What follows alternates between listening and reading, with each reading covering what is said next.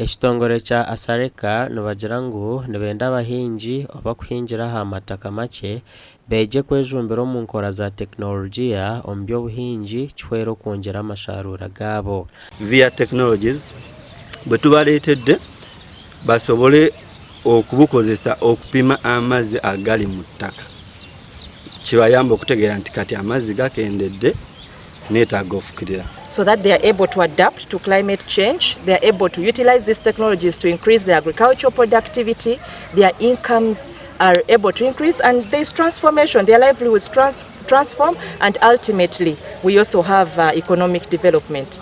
Abahingi bahairwe byoma ebirukuhweraho okumanya obwingi bw'amaizi hamwe n'ekirisa ebiri omu itaka otakabire embibo yoona.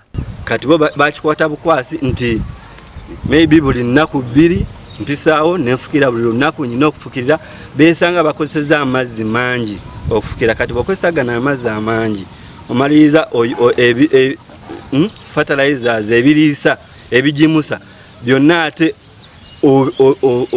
obinazaako. And when the farmer comes, he connects this one to this chameleon sensor and collects data, and the data will be shown in colors. Bekachuka ku green geetaaga kugamba nti gakendedde neera oba teweetaaga kufukira kati bwe kamyuka ne kalaga kale ya red kitegeeza nti ttaka kkalu weetaaga ofukira. Mu buku irrigation scheme erimu abahingi barikurenga 500 kandi bamwe abahingi aba abagambiraho na TV West bwanyuma y'omushomo nibasiima tekinologiya bahairwe kandi biine amasiko ngu amasharura gaabo nigiija kweyongyera.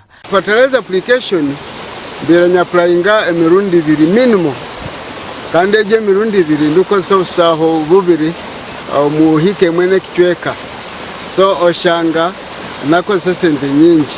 Tubire nitunywisa aho kuhura iwe wizo kareba omusiri okareba itaka lyomereho ahiguru omanya ngo ekyo kuri omunda ni cyenda ki amizi kumbo takuchimanya ngo bundi tikikabire kwenda amizi hansi nkibasa kuba cyomera ahiguru kumbo munda amizi gakozire kikachari. To whoever is able to procure this equipment so that your garden at your farm level you are able to monitor and be able to manage your water, because water may not be enough, but you should be able to manage to ensure that even when it's not enough, it serves you to be able to produce from your field and meet your target. Ebyo 50 nibyo bihirwa abahingi. Kasese nemwe habicweka ebirikuteganisibwa omushana konka hatari amasiko ngu tekinologiya egi neija kubayambaho kubaririra amaizi omu misiri yabo.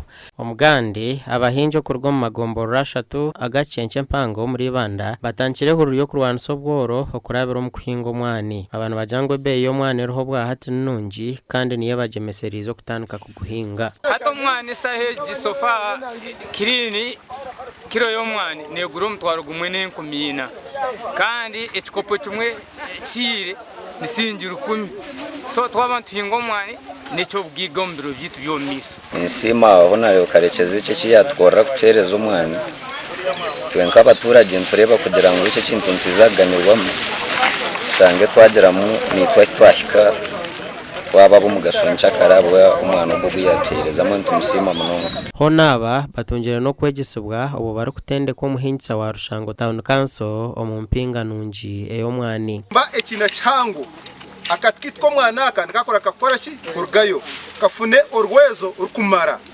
ekiti cyo mwani ntubaragira ngo oteke bafu y'amasa ninga obuhurunguru bw'embuzi ninga obuhurunguru bw'enaka bw'enkoko nayo husks zayo bazibonire munonga zituyamba kudicomposinga very fast. Onko muntu yakwereza katukamwe ko mwana no shoromo wato ya emitwarena season yakora to ya wendi jena season yakora to yendi jena research y'abahingisa negera ngwe kiti cyo mwana nico mare myaka 300.